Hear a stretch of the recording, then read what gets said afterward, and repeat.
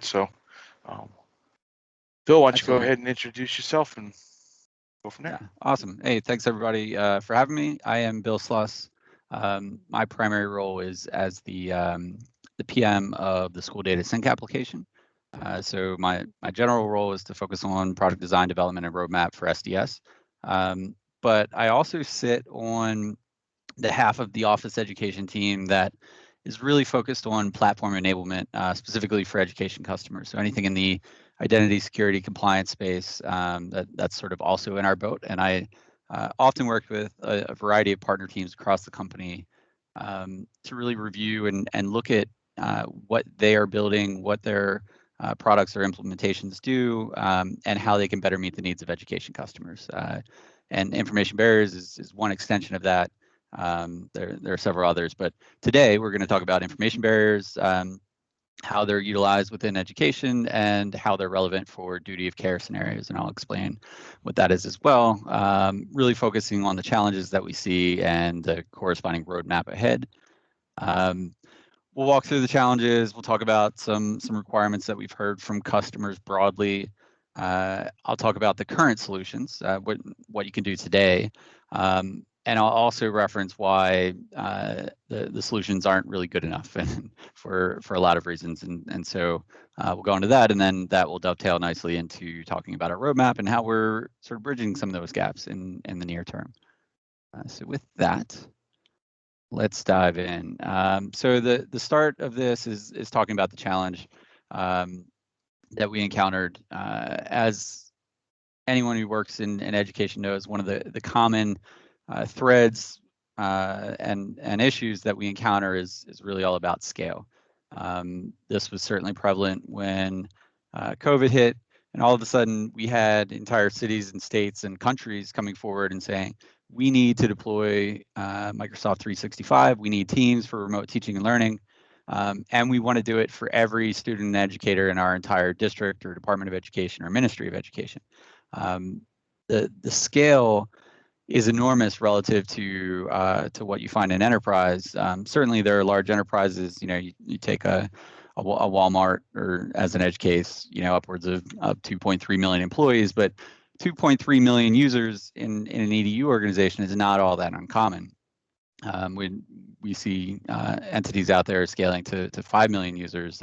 Case the Department of Education Philippines, 26 million users that want to onboard and deploy M365 in Teams.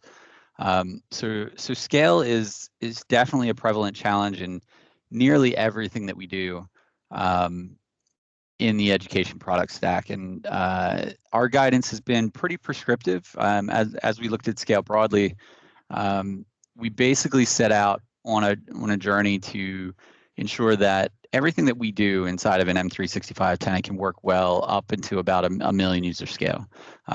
Once you start exceeding a million, things tend to get a lot more challenging because you're running PowerShell and you're subject to throttling. And I mean, there's a whole litany of product issues that you might see or find when you get into large scales. And so our general recommendation out there is deploy a single and centralized tenant for an organization up to that million user mark.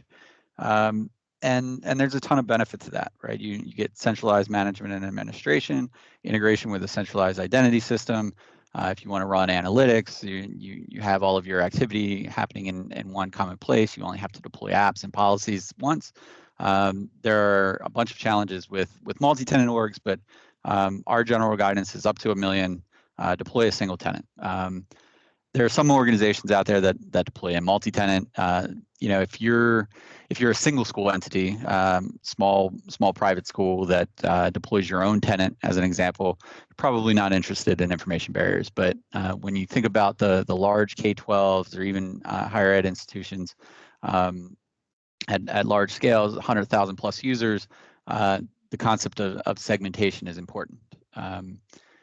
And so to sort of ground the conversation, this is a quick picture of 1 million people, right? In one big physical location. And as you can imagine, this environment is not really conducive to teaching and learning, right? Trying to be a third grade. Hey, Bill, what I see is the agenda still. Oh no, it's not forwarding. Here, let me stop. Oh, maybe it was me. No, you're fine. No. Okay, I'm sorry. Okay. It was me. For some reason, mine got left. Excellent. So, million people, right? This is just a quick glimpse of what that looks like. It doesn't really work well to hold a third grade math class in the middle of this. Inevitably, there's going to be some chaos. There's just too much going on around you to really provide a simple location and space for teaching and learning to occur. And as we look at our platform, we are really good at bringing people together, right? And it's an amazing platform for productivity, communication, and collaboration. And we have all of these various vectors and capabilities built into all of the first party applications that do exactly that, right? So when you throw a million people together, it's very easy for them to see everyone else in the directory and find everyone else, and then start a conversation with them and share a file and start a meeting, and that might be great in the case of business.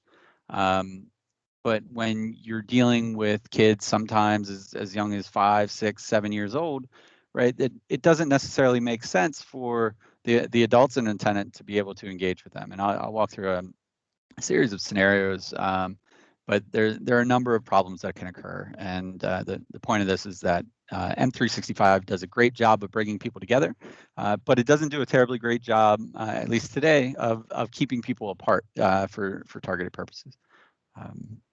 And so again, this is an extension of the various places. So in Teams, we obviously have a lot of ways to engage with each other. The same thing with Outlook and SharePoint. Then you even have within the files where some of these applications might be turned off in education tenants.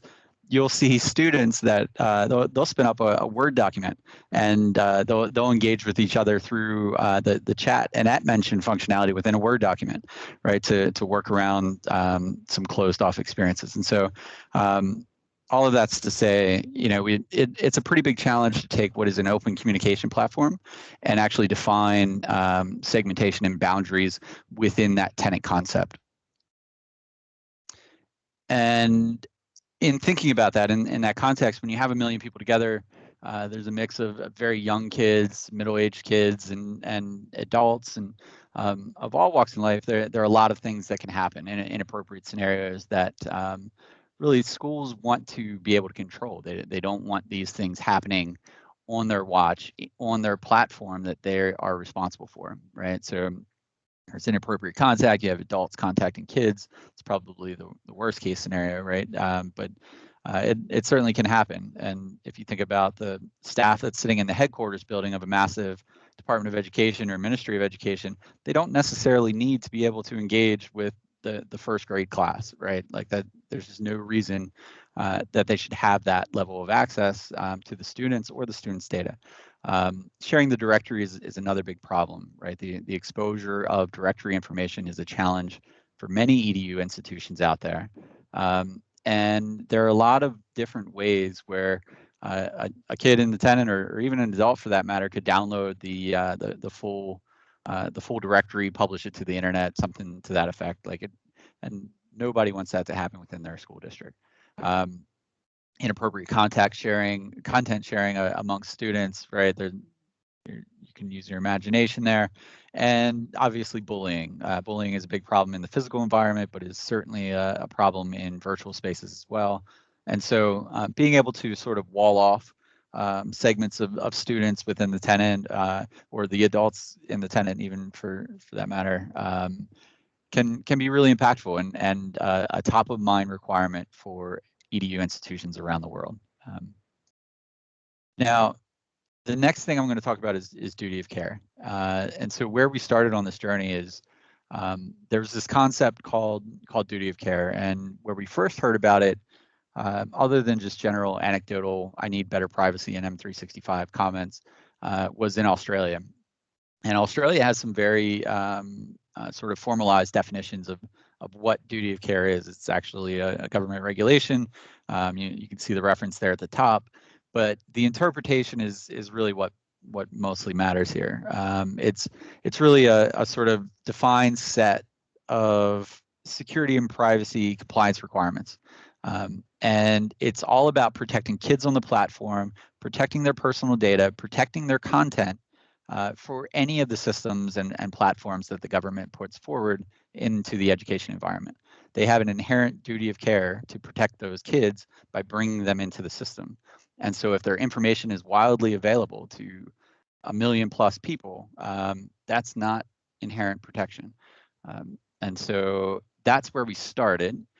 And then as we went further, we connected with a lot of the K-12 specifically around the world. And as we dug into these requirements, very common sets of requirements started cropping up over and over and over again, not just in Australia, but all around the world.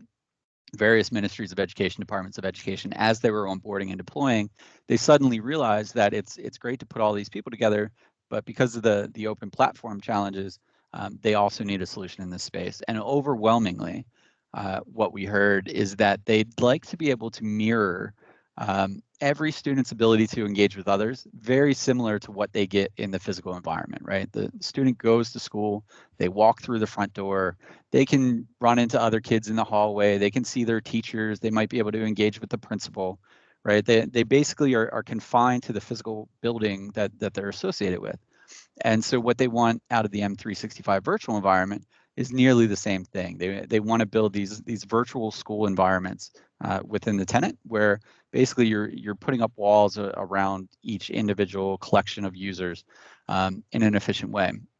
And so while we want students to be somewhat isolated and restricted in who they can engage with or who can engage with them, educators, on the other hand, overwhelmingly, organizations want the ability for educators to engage broadly, right? They don't want educators to be confined to just their local school, right? There's no reason that a teacher in Katoso school shouldn't be able to talk to another teacher in Fabricam school, and the same thing with non-teaching staff or non-school staff, right? The general premise and feedback that we got is that for staff and faculty, they want them to be able to engage seamlessly. They want them to be able to use Teams and all of the collaboration tools that we put forward, but it's really about protecting students and walling off students, and that building that school level boundary was really sort of our North Star as we started to envision the product roadmap. And so we started this journey, we looked at current solutions, right? Probably the most prevalently used and obvious place for us to start was we looked at address book policy. So in Exchange Online today, you can go in and you can configure address book policy, create address lists, and you publish those lists out in the form of policy, and then user A gets one list of users that they can see, user B gets another list, and so on. You can publish corresponding global address lists, offline address lists, and so all of these things sort of come together and enrich the Outlook experience. So when you're logged in to your Outlook client or your OA client, if you have segmentation, then all of a sudden you can't see the full directory. You can't easily engage or send an email to someone else within the tenant that you're not allowed or intended to be communicating with. It's a free solution, which is fantastic. Anybody can spin up and deploy address books today, and it does exactly what it sets out to do. There's also some integration with Teams, so you can enable Team scope directory search. There's a corresponding setting in SharePoint that you can turn on, and basically, when you get into several people picker experiences, those same global address or list views of who the users are that you might be able to communicate with or share a file with are then scoped back to the address book policy. However, address book policy is basically a rendering on top of those lists. It doesn't inherently block communication, and it doesn't actually prevent someone from working around who they might be able to find easily in a GAL. And so it didn't really meet the duty of care requirements that we were hearing. It didn't enforce segmentational groups, didn't block communication or collaboration. It's also complex to set up, right? If you think about a 1 million user tenancy, if you want to enable address book policy at scale, in a 1 million user tenancy, you're probably going to have upwards between 2,000 and 4,000 schools. And so if you want to set up that number of policies, that number of address lists, you're going to have to constantly run PowerShell to keep all of those lists updated over time. And then those calls through PowerShell are subject to throttling. There's a whole series of challenges. And often in education, IT is overwhelmed and understaffed. They are managing hundreds of thousands, if not millions, of users, and they're doing it on shoestring budgets. And they don't have, what you would commonly find in enterprises with like these rich, massive enterprise level IT teams, right? They're trying to cobble things together, not write complex PowerShell scripts all day long to solve the simplest of challenges in protecting kids. And so scaling complexity is definitely a challenge there with address book policy. And so we continued on in our journey, and then we got to information barriers. And information barriers really presented a level of promise. It felt like the sort of VNext, the evolution of what address book policy set out to do, only it also actually enforced the segmentation that was defined. And so this is a simple rendering of how you could define information barriers. You basically build these allow and block rules and policies between various segments of users, right? School 1 is allowed to talk to school 3, but school 3 can't talk to school 2, as an example. But there are some big limitations with how information barriers work. So right now, it can be complex. It requires PowerShell to set up, and so.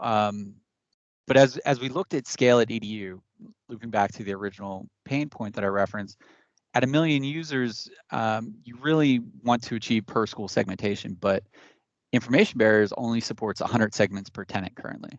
And so you would only be able to enable segmentation for a fraction of your broader user population, which is really a non-starter if you talk to a lot of the organizations that are strict on duty of care compliance.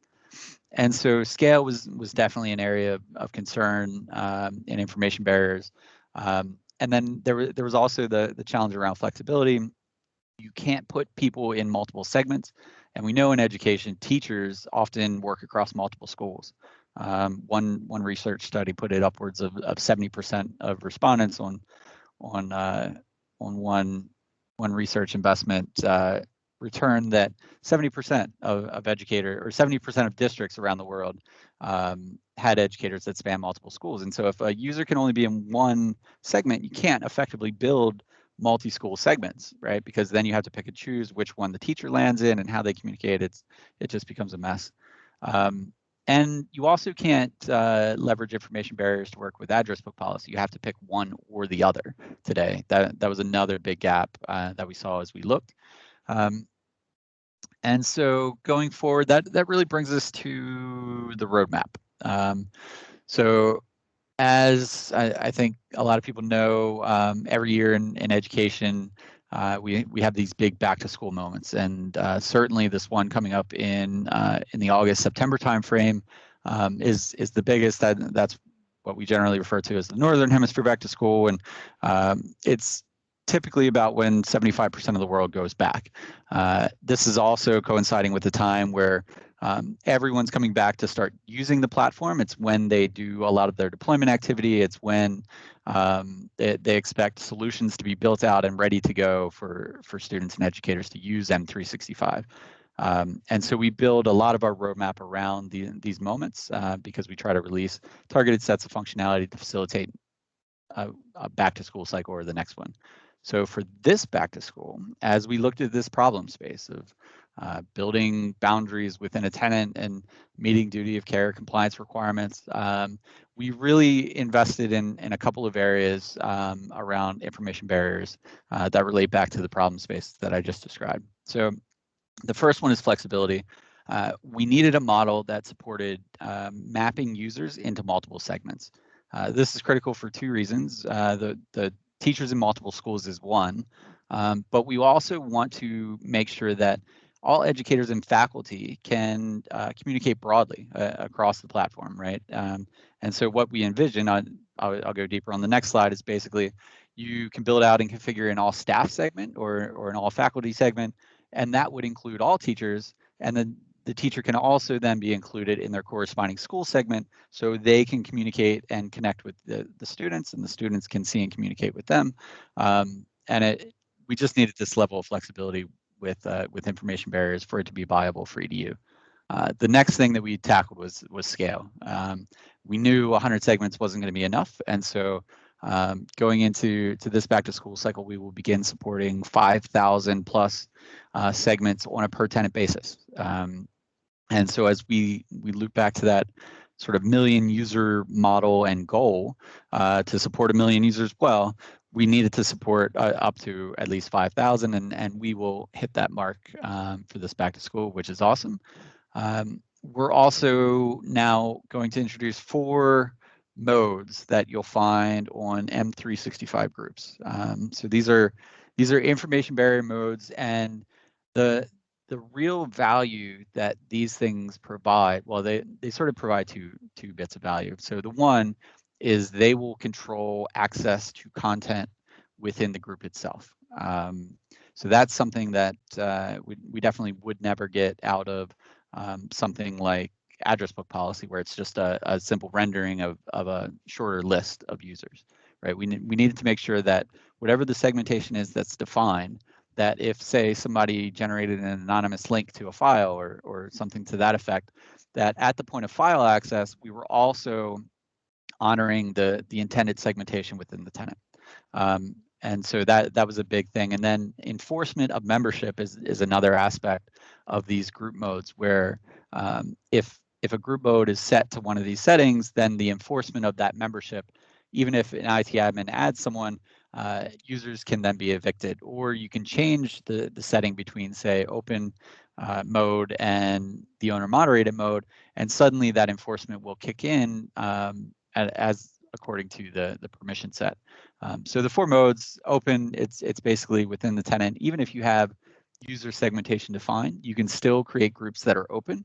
And so imagine a world where you want everybody to be inherently locked down for the classrooms, and from typical user experiences with the school segmentation, but then you have, say, one band group that needs to span 10 schools and doesn't really map back to your user segmentation. So here, what you can do is you can actually build out an open group that will provide much more flexibility beyond the rigid confines of school segmentation, right? So you can have school segmentation for the majority of the experience, and then you can build out targeted groups that are open, and you can make sure that the appropriate and adequate amount of educators and overseers to the collection of users is actually there to monitor the engagement amongst students. Implicit is one where effectively the group members will be restricted to just the segments of the corresponding owners and members in the group, and then the content itself will just be restricted to the members of the group. So basically, if you're not a member or an owner of the group, you don't get access to the content that's stored in the SharePoint site. Owner moderated, this is one that we really love, and it's going to very likely be the default setting that we put forward into SDS class groups. It's sort of a staging model for information barrier adoption. But here with owner moderated, you're going to get that the group members are restricted to just the segments associated with the owners, and for us in the space of provisioning classrooms, it'll work really well. So the educator can add any other student from their school to their class groups. They can add any other teachers or faculty or staff from their school to their class groups. But then they can also add an educator from another school. And then the Venn diagram of segments that gets stamped and associated to the group expands to that other school, and then that teacher might be able to bring in students. And so it provides a different level of sort of flexibility to the group membership management space. And then content is also restricted to the same Venn diagram. So whatever your owners list is, the segments associated with those owners, the content access will be restricted to just that pool or population of users. And then explicit is sort of a different take, where if you're creating a group, you can explicitly define the segments that get stamped on the group to handle both enforcement and content restriction. So Those are the 4 modes on M365 groups that we're bringing forward to complement what is done in sort of the UI and the people picker experiences. The last 2 that I'll hit on is breadth. So basically, today, you can't run information barriers in tandem with address book policy. That's going to change. So you can get coverage across Teams, you can get coverage across SharePoint with information barriers, and then you can also get address book policy segmentation in Outlook and OA experiences. Very likely Outlook and OA will eventually adopt and support information barriers as well, but we're not there yet for this back to school cycle. And then the last bit is automation. So one of the beautiful things that SDS does is we build out school-based administrative units already. So if you bring your data through the system, we add in every corresponding teacher, student, and class to those administrative units. And what the IB team has done is they've made it such that you can define a school IB policy to leverage the administrative unit membership. And so because we're already building out that membership and that's automated through SDS, then you get the downstream automation for the school IB segment. So it basically provides both the administrative unit functionality and the IB segmentation, all mirroring each other in their membership lists for consistency and to provide a level of automation to reduce the amount of PowerShell that has to be run on behalf of IT. So those are the 5 big updates that we have. And sort of our prescribed model for the K-12 environment will look something like this. We sort of already talked about it, where we'll recommend building out sort of an all staff or all faculty segment. All of your educators can be in there, staff, faculty, and that facilitates the broad communication scenarios from all the adults across the tenant. And then you can build out the corresponding school segments, and that basically locks down the segmentation to just the school itself. So students are then restricted. They can only see and engage with the teachers and faculty at school. And then teachers and faculty also can't see other students in other schools, right? It provides a level of protection for how educators and faculty and staff can see and find other students. That said, it also provides flexibility in that if you look at this scenario, let's imagine teacher 1 creates a group. Because teacher 1 is also in the all staff IB segment, they can invite teacher 2. And then both school 1 segment and school 2 segment will get stamped on that group if the mode is owner moderated. And then at that point in time, each of those teachers can invite students from their disparate, otherwise disconnected schools. So you can actually start building groups that span the information barrier segmentation, but do it in a very controlled and prescribed way, where educators and leaders are trusted to bring students into these communication and collaboration spaces. So we think this model will work well in K-12. It's certainly not the only one that will be available. Higher ed might have something completely different that they want to do. This is kind of the big story for information barriers heading into the next back to school cycle. And with that, that is the summary of information barriers. Oh, thank you very much, Bill. I do not see any questions. Does anybody have any questions? We've got just a few minutes here. There's a great presentation. All right, on that note, I am going to stop the recording. Sometimes that'll